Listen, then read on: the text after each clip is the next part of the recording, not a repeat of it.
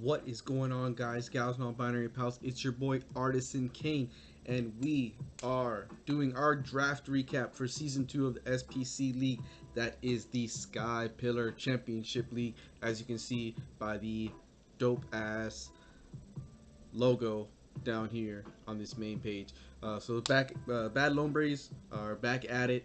We're gonna go over the squad that we ended up drafting, a little bit as to why we like each of these mons, what we hope to do with these teams, and then a little bit about the teams that we're gonna face coming up. So, first things first, we have 18 teams in this league. RNG loved me, so guess what pick I got? I got number 18.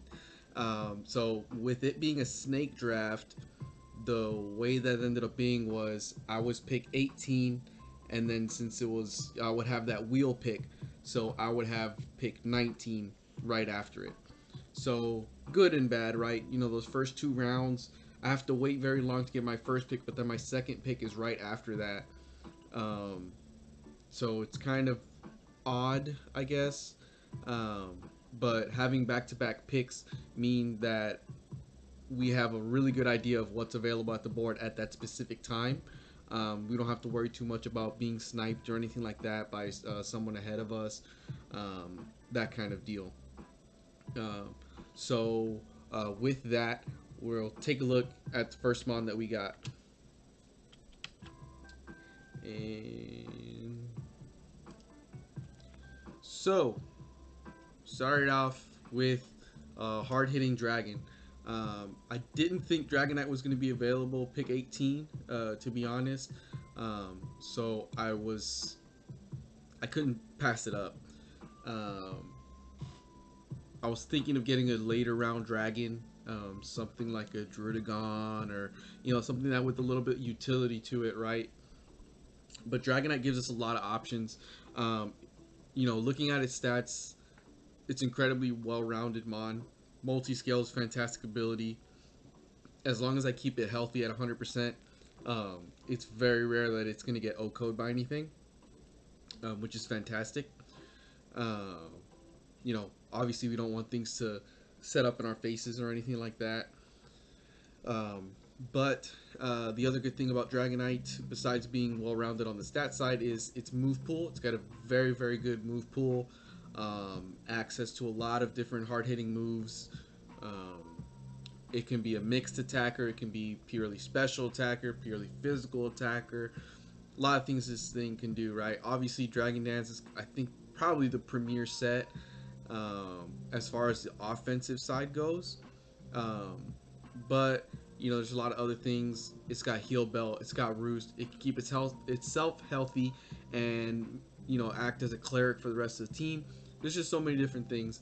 So there's a lot of value in having Dragonite as our first pick going into this draft.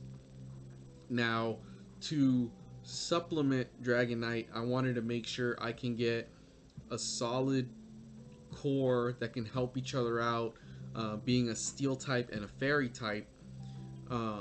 And this is another mon that I didn't think was going to be available this late in that first round, or technically first pick of the second round, is Corvo Knight. Now, in this draft, I wanted to use a lot of mons that I either haven't used in a long time, or that I have never used. Either in draft league, or maybe I've never used them in OU or whatever. Um, Corvo Knight obviously is a bit of an exception, especially if you watched last season. Corvo Knight probably had the best KD rate, or no, it did have the best KD ratio on my team. I think it ended up in second place in the KD overall for the league last season, and there's a reason for that.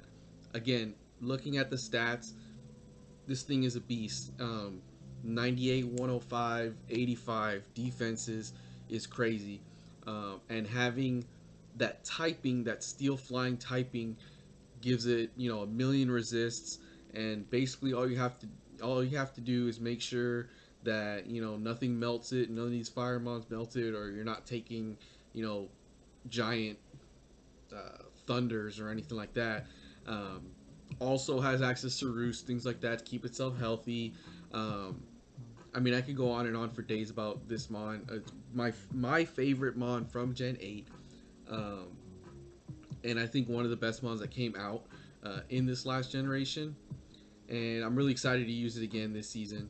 Um, and I couldn't say no. Man, I was so close to getting some other mons, prioritizing maybe Fairy over Steel at this pick. But honestly, too, I didn't want to have to face Corvo Knight. It's one of those mons that's so annoying that I wanted to make sure it was on my squad. That way I could be sure that I'm not gonna have to go up against it. Uh, Next up, pick number 3. Um, Dracovish was on the board and got picked by someone in the first round. I think the first round or second round. And I knew I was gonna have to play them this season, so I was like, okay, I definitely need a bulky water, ideally something with water absorb or storm drain. I was kind of between Toad and Gastrodon. I think Toad does a little bit more for us for the team that we have. Again, it's a mon that I've used before. I used it last season, and I've used it plenty in OU, especially when Gen 8 first came out. I've used it a ton. Uh, Again, it can play a bunch of different roles, but primarily it is, in my opinion, the premier water absorber. And not only that, but it gives us rocks. It gives us a good rocker, an electric immunity, having that typing of water and ground. And you know, I think it's a really solid mon. You know, really good bulk. I really like this mon. Um, Round 3 might have been a little bit high to pick it, I think. But like I said, I wanted to make sure I got this one. I make sure I wanted to get the mon that I wanted. That way, I didn't have to worry about feeling like I had to force something later. Uh, like Swampert's really good too, or Gastrodon, like I said, or some of these other Storm Draymons, Maractus, and um, Cradily, I think has Storm Drain also. But of those, I think the only thing between like Toad and Swampert was like Flip Turn, basically, and Rocks.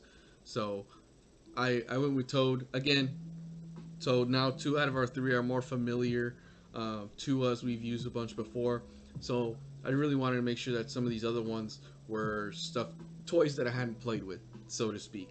And this mon is a pain in the butt.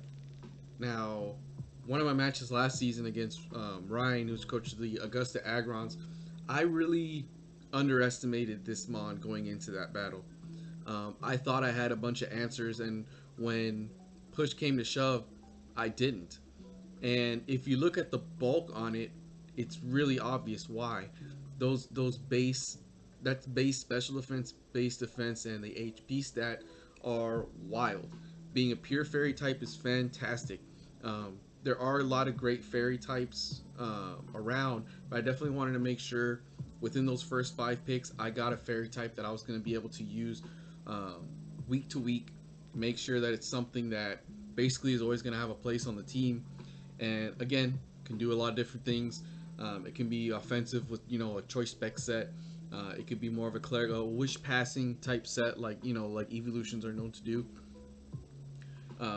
But this thing is really really good. I really like the Pixelate Hyper Voice combo, and you throw on the Pixie Plate or whatever, boost it even more.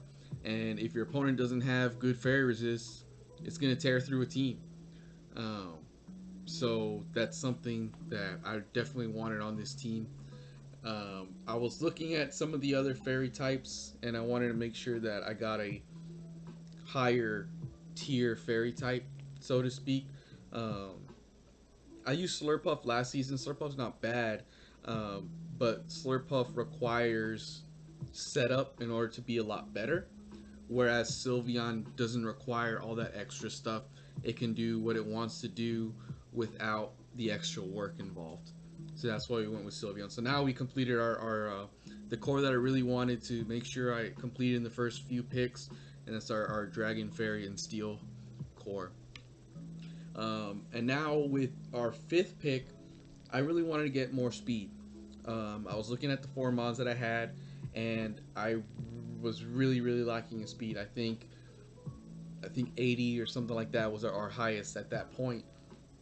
So we went with one of the mons that is the biggest pain to deal with, in my opinion, in singles period, and that's Weavile. Um, the combination of Dark Ice Stab can be brutal to a team. Those stab knockoffs, stab ice shards, are a real pain for opponents to deal with. Obviously, like I said, speed, right? Base 125 speed is a boatload. And for the most part, we're going to be outspeeding just about everything if I bring this to the match. Obviously, outside of a couple things like Dragapult and Zeraora, 125 is way up there. So that helps us deal with, puts us gives us offensive pressure to put on the team. It forces switches. It forces the opponent to second guess.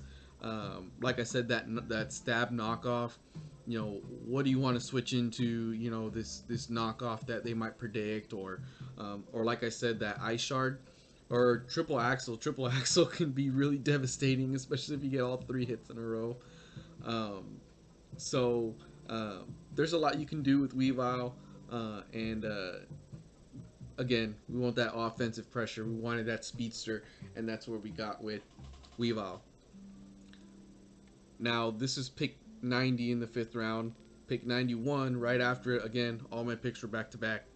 In round six, it's another Mon, a lot of speed, but it's also an Ultra Beast. Blacephalon is such a pain, just like all these other Ultra Beasts, like Kartana and whatnot, to get that ball rolling, right? Once you get that revenge kill or something, if Blacephalon switches in on something to get to revenge kill um, something, um, you activate that beast boost. Once that beast boost hits, you can just keep snowballing that, and you can sweep a team if it's not prepared. Um, a lot of I wouldn't say that there's too many different roles and that this can play outside of that offensive threat. But there are some cool sets that I've seen on the ladder that I'm really interested in playing with this season, seeing what I can do. Um, I was looking at something like Spectre also, but like I didn't want to just have to be forced to click Shadow Ball or Hex. I wanted a little bit more of a move pool. Blacephalon has access to Expanding Force, Psychic, um, Dark Pulse, um, obviously the fire moves.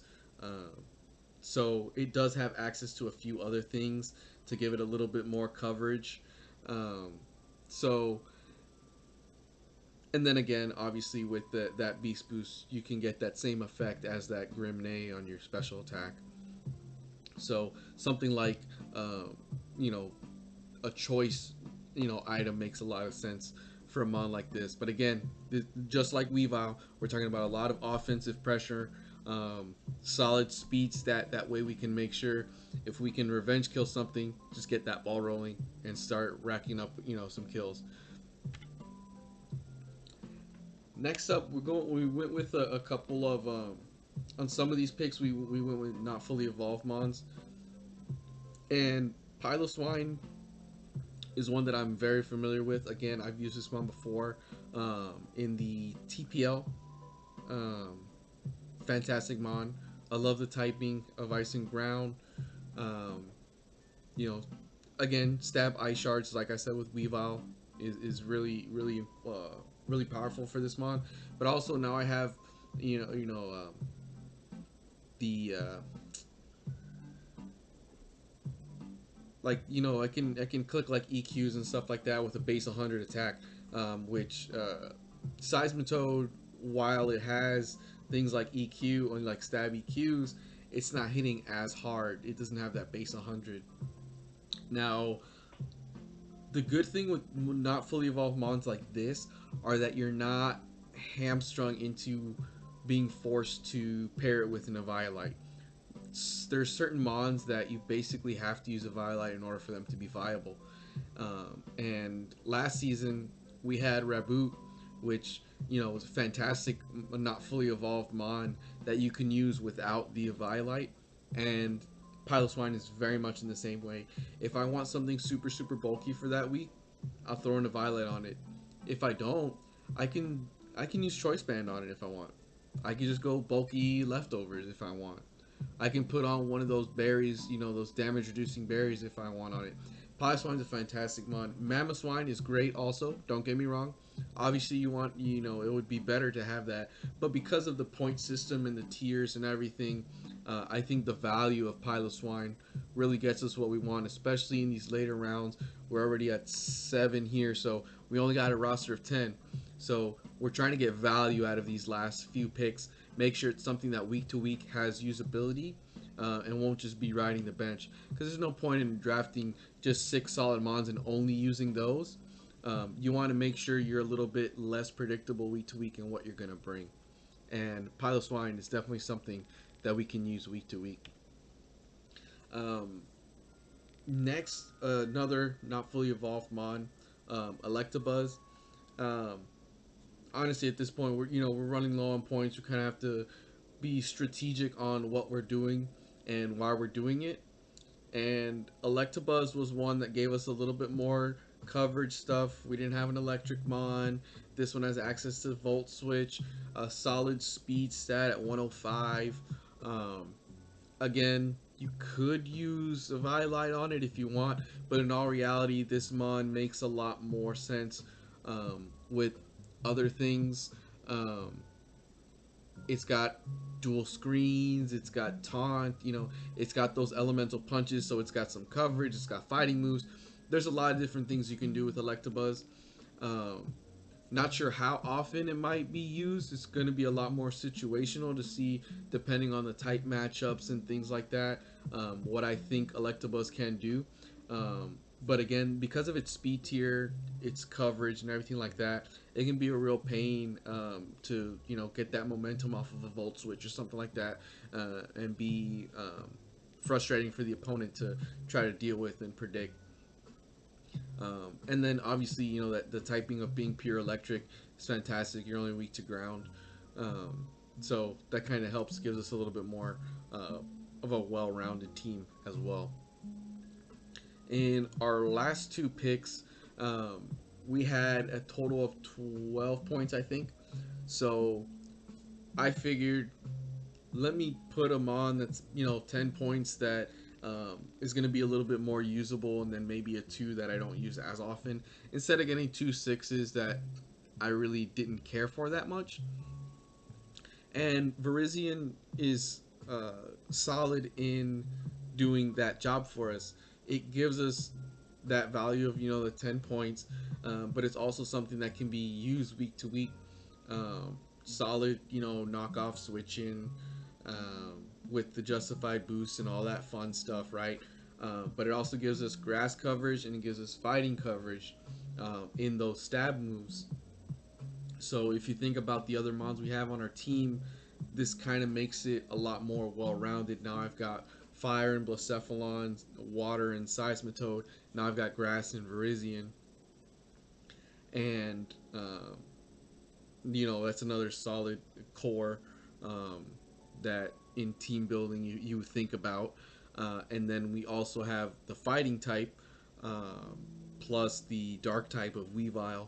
And then our 10th pick is going to introduce Psychic as well. So that kind of gives us, again, more type coverages. The speed tier is good on this one also. We're over 100, which is good. Again, we want to make sure that we can hit things that are slower. Virizion's not really known for being that of a heavy hitter, right? The attacking stats of the attacking special attack are fine at base 90, but its main attack, or its main stat, is Spadef, and grass mons aren't really known for that kind of bulk to them. So something like a, like I said before, a knockoff switching, and being able to set up on something that we think we might be able to take advantage of. It does get some coverage as well, so we can try to make use of that. Um, but yeah, it gives us more good typing to make our team more cohesive. There were some other good grass types on the board too. Um, but I think they were more defensive minded, and I think Verizian gives us a little bit more of the offense to put a little bit of offensive pressure on the opposing team. So, like I said, we only had 2 points left at this point, so we're gonna pick another not fully evolved Mon, and we went with Kadabra. Um, you know, Baby Zam, right? I mean, you got high special attack, decent speed. Obviously, doesn't have the speed that Alakazam has, or the special attack that Alakazam has, but base 120, base 105 in special attack and speed, makes it a decent, glass cannon basically, just like Alakazam is. Um, Magic Guard solid. We can ignore the entry hazards, things like that. Um, but yeah, I mean, not too much to say about Kadabra, to be honest. It does give us that psychic type, like I said, which is decent. Um, Glass cannon. So if there's something that a matchup that I like that I think psychic can take advantage of, I can bring Alakazam and just shoot off some psychics and whatnot. Um, Decent coverage, dazzling gleam, shadow ball. I think. What else? Charge beam, stuff like that. It is decent. Energy ball, maybe. I don't know. I haven't played with Kadabra or Alakazam in a long time. Um, but yeah. But so that rounds out our team. Those are the 10 mons that we brought. And now quickly, we'll look at the teams in this league, right? So we're divided into two conferences, Platinum and Crystal. Platinum team, which you can see our nice little logo there. Platinum Conference is where we are at. And the way that this league is structured this season is that all 9 teams of one conference are going to play all 9 teams of the other conference. So kind of interesting, right? So the people that I'm technically fighting for playoff spots among, I don't play against. Um, so it's going to be very interesting to make sure the value of a win week to week, right? If everyone except me beats one of the other teams, or vice versa, there's a lot of value in that differential, and there's a lot of returning people that I'm very familiar with, very solid coaches, and that have experience in this league and other leagues, multiple leagues, people that have won leagues, people that are consistent playoff, contenders, people that have been runner-up in multiple leagues. So we have a lot of talent here, and I'm really excited to play all these different guys, gals, non-binary pals. And that basically wraps it up. So that's our squad going into this season. Obviously, after the first couple weeks, roster changes can be made and whatnot. We'll see how things go, what I like, what I don't like, and we can adjust course as needed. Obviously, purpose is always to try to win as much as you can. Try to make it to the playoffs again. Last season was a little bit disappointing. We came up just short of making the playoffs. So this season, I definitely want to make sure I'm at least in the running for the playoffs. If I make the playoffs, great. And then hopefully we can see if we can make a run at the championship. So that's what we got. I appreciate y'all watching, and week 1 right around the corner. I get to play my good friend and former college roommate from back in the day, Mario, to start off the season. So it's not going to be easy. That's the guy I prep with all the time, so he kind of knows my mentality. I kind of know his mentality, so it's always a good game when I play against that guy. So until then, peace. Thanks for watching.